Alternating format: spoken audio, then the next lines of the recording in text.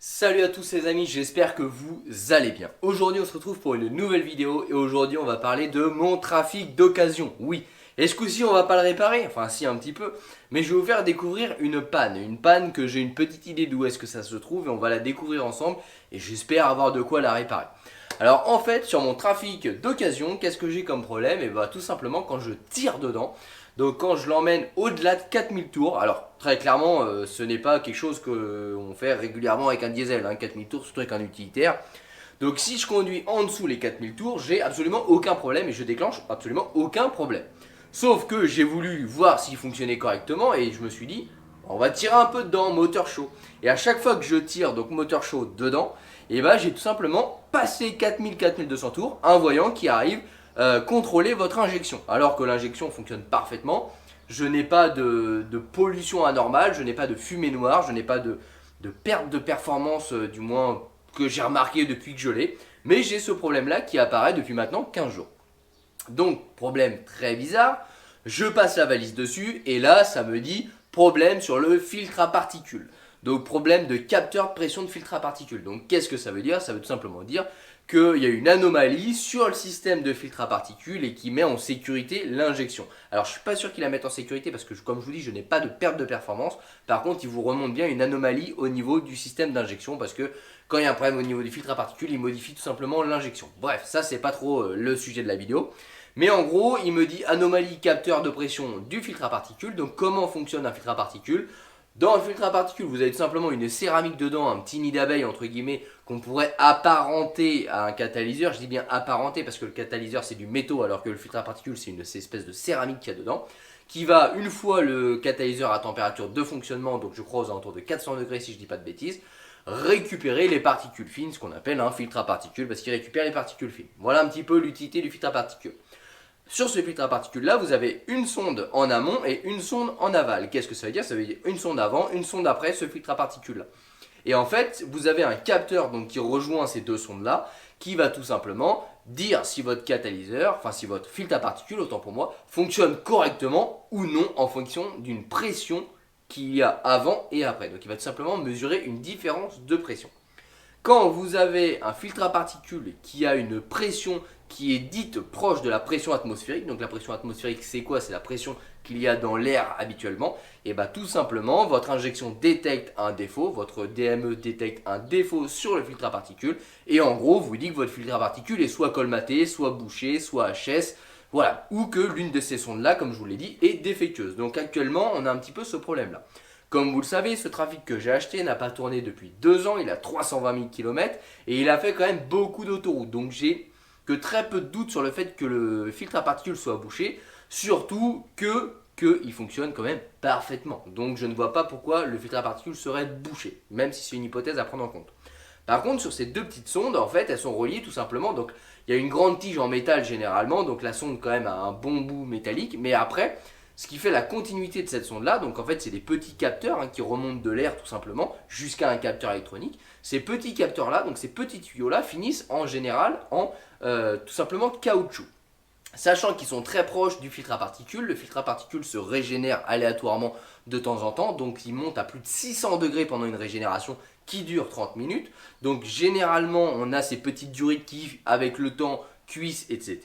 Et comme je vous l'ai dit, ce trafic n'ayant pas tourné depuis 2 ans, la petite idée que j'ai, c'est tout simplement que ces durites sont totalement cuites, sont totalement sèches, parce qu'elles ont séché avec le stockage. Comme on dit, un véhicule qui ne roule pas, c'est un véhicule qui s'use. Et donc je pense que le fait de l'avoir remis sur route, de l'avoir fait rerouler, donc d'avoir mis de la pression dans ces petits tuyaux là et surtout d'avoir remis sous chaleur ces tuyaux là avec le fonctionnement du filtre à particules, et ben je me dis que j'ai peut-être un de ces tuyaux là qui s'est tout simplement cassé. Dans ces cas là ce serait le meilleur des cas parce que ça voudrait dire que j'ai aucune sonde à changer et que mon filtre à particules n'est pas bouché et donc que ça ne me coûtera pas de l'oseille, vous l'avez compris.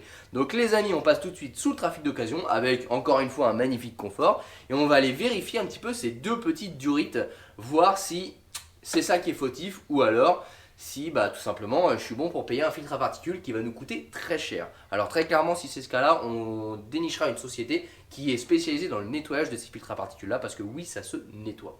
Et bien écoutez les amis, je vous propose tout de suite d'aller sous la voiture vérifier tout ça. Go!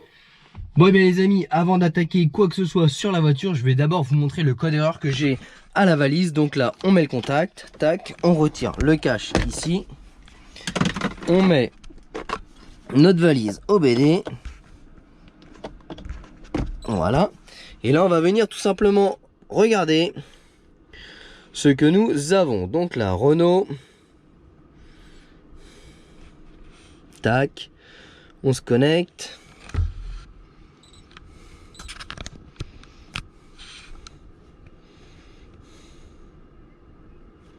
Donc là déjà on a le voyant injection à contrôler hein, qu'on a au tableau de bord. Et là si je fais recherche automatique, donc c'est pour ça que je pense à ce fameux tuyau, étant donné que la voiture n'a pas roulé depuis très longtemps et qu'en plus de ça généralement ça cuit avec le temps. Donc j'espère que ce soit ça, sinon ça peut nous coûter bonbon cette affaire. Alors hop, trafic 2, on va faire une sélection du système, on n'a pas besoin de tout faire, injection.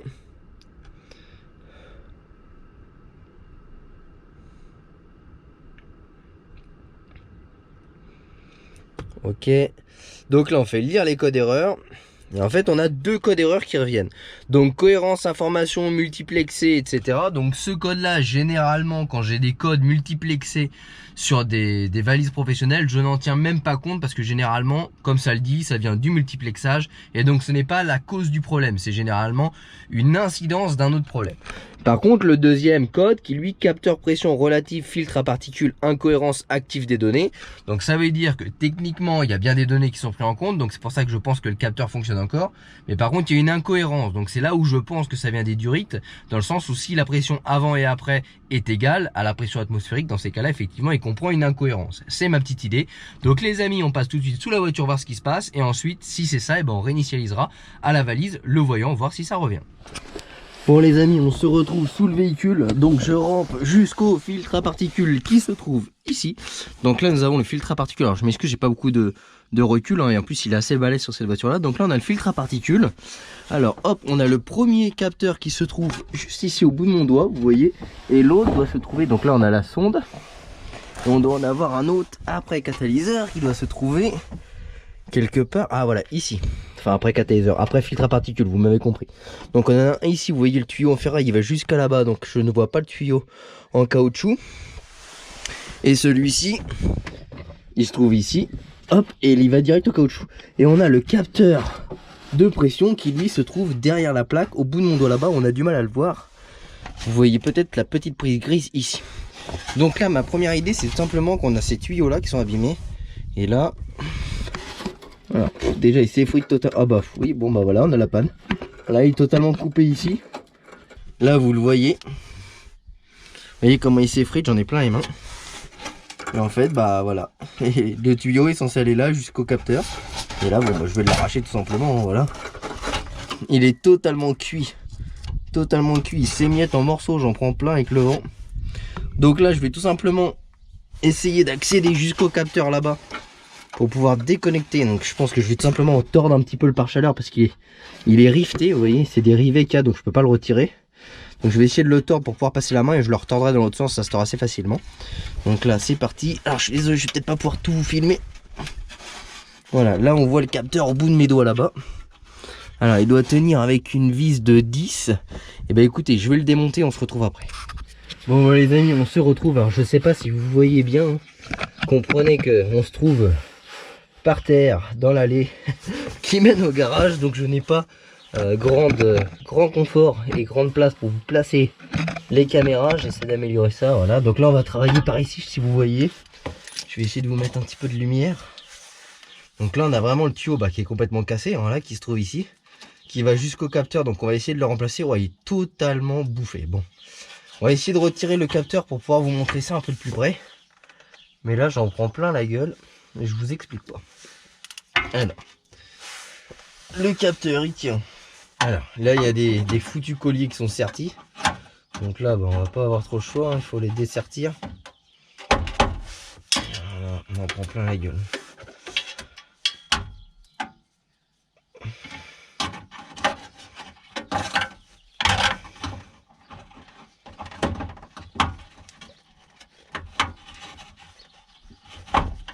Faut que je fasse gaffe à pas casser le foutu capteur. Alors ça a l'air de venir quand même. Ok. Je sais pas comment on va aller le remettre, hein, mais au moins il vient.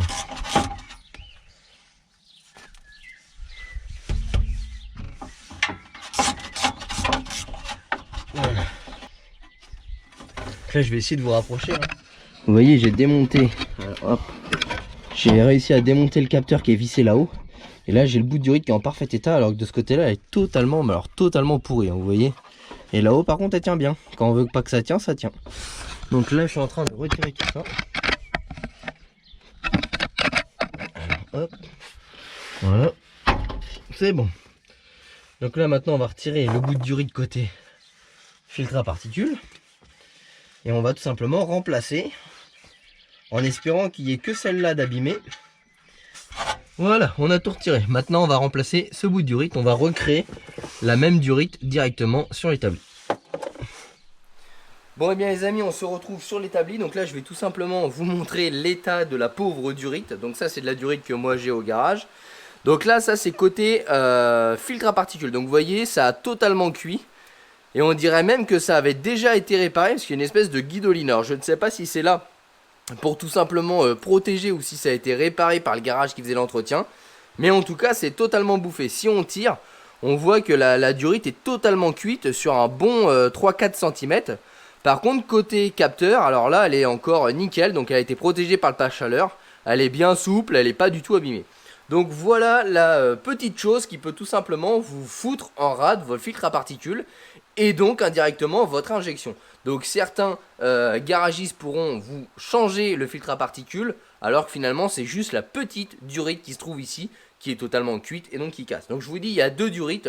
Moi dans mon cas j'ai accès à une seule, donc j'espère vraiment qu'il n'y en a qu'une seule de pourrie. Sinon bah il va falloir que je démonte totalement l'échappement pour pouvoir accéder à la deuxième. Donc là ça c'était la partie qui était sur le filtre à particules, donc pareil totalement bouffé. Donc là on va refaire la durite à l'identique, donc on va prendre les mêmes dimensions. Alors moi ma durite est un petit peu plus épaisse, sinon je devrais en acheter une un petit peu plus grande. Voilà, on coupe.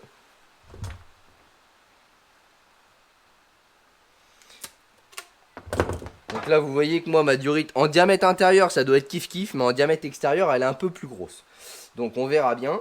Ce qu'on va faire c'est qu'on va récupérer donc la petite gaine ici qui elle est d'origine et est là pour tout simplement protéger de la chaleur. Donc on va la récupérer et on va la remettre sur notre gaine actuelle. Voilà. On va remonter tout ça sur la voiture et ensuite on va y mettre du scotch aluminium. Pourquoi du scotch aluminium? Pour tout simplement permettre de mieux protéger par rapport à la chaleur que pourrait dégager le filtre à particules. Donc là maintenant on repasse sous la voiture, on rebranche ça avec des petits colliers neufs bien plus sympas à remettre et ensuite on passe du scotch aluminium pour simplement protéger le tout. Bon voilà les amis, on se retrouve sur le véhicule. Donc là on va rebrancher notre durite ici et sur notre capteur ici. Donc la nouvelle durite que nous avons recréée qui est hop ici. Voilà. Donc là aussi simple que ça. Tac.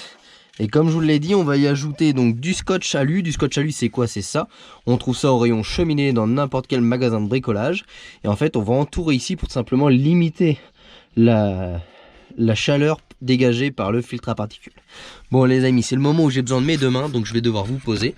En plus c'est génial parce que regardez, il pleut, donc du coup j'ai les jambes qui sont trempées et moi je suis protégé sous la voiture, c'est génial.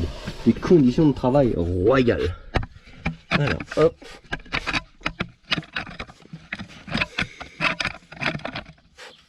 Alors j'espère que vous voyez. Hein. Encore une fois, je suis désolé, mais c'est pas facile.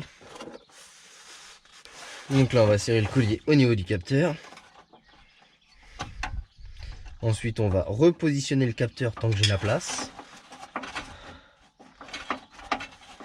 Alors. Voilà. Le petit collier qui va bien.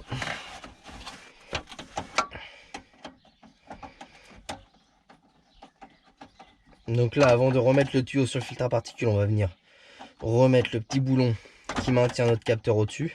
Parce qu'après la durite va tout simplement nous gêner pour passer la main. Enfin la main c'est un grand mot, les doigts.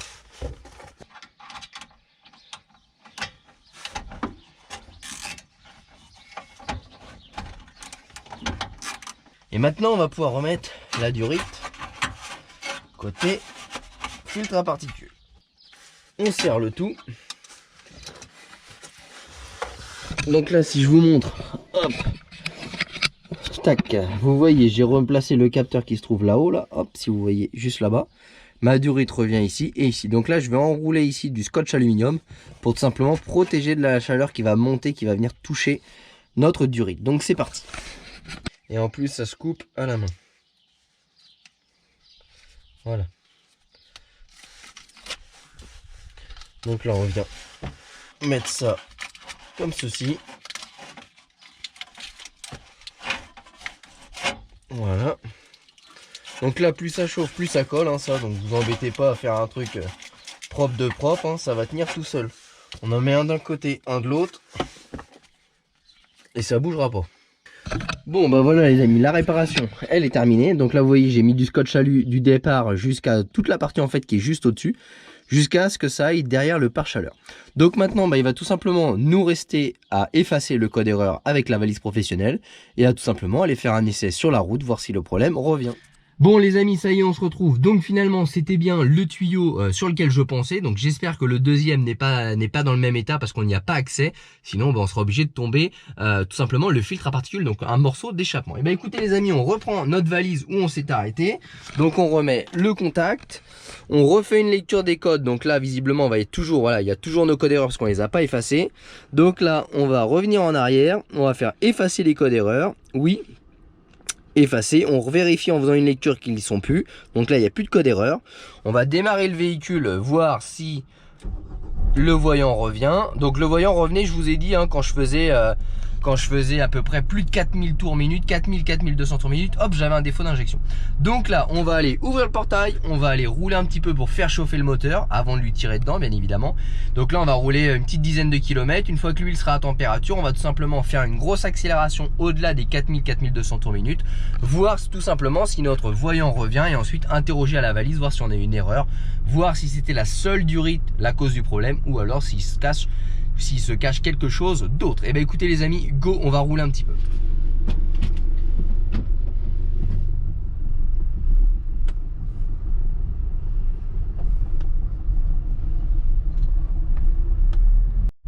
Bon voilà les amis, on se retrouve, le moteur est chaud, donc là on va pouvoir tout simplement faire un test au niveau du contour. Donc on va essayer de se mettre en deuxième, on va pousser jusqu'à 4000 tours et on va voir tout simplement si comment le voyant d'injection, donc là ça me mettait sur le compteur ici, injection défaillante ou contrôler l'injection, je ne sais plus.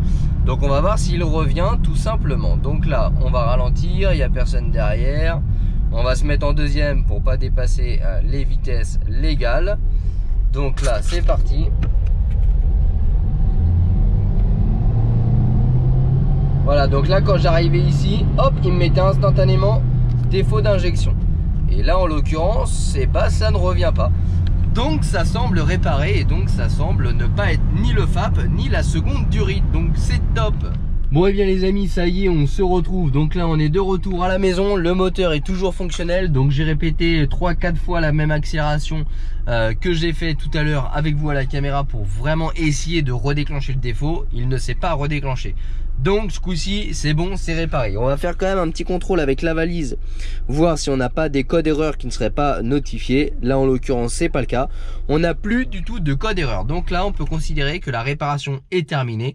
Et donc voilà la petite astuce pour réparer soit votre système d'injection, soit votre filtre à particules les amis. Et bien écoutez, j'espère que cette petite vidéo vous a plu, j'espère qu'elle pourra en aider plus d'un qui ont des problèmes de filtre à particules ou de voyant d'injection et qui cherchent, voire même ils remplacent des pièces totalement inutiles. Contrôler les durites qui permettent le contrôle du filtre à particules par ce petit capteur de pression atmosphérique.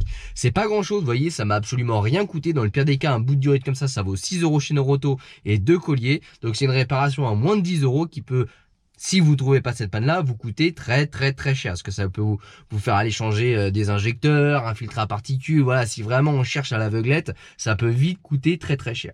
Et ben écoutez les amis, merci d'avoir regardé cette petite vidéo. N'hésitez pas à nous rejoindre sur les réseaux sociaux Facebook et Instagram pour suivre un petit peu l'aventure de ce garage. N'hésitez pas non plus à vous abonner en bas à droite de la vidéo sur la chaîne YouTube afin de recevoir la notification des différentes vidéos qui sortiront à l'avenir. Mécanique, test produit ou plein d'autres choses, moto, karting, un peu de tout sur cette chaîne. Allez les amis, merci encore d'avoir regardé cette petite vidéo et je vous dis à très bientôt. Ciao.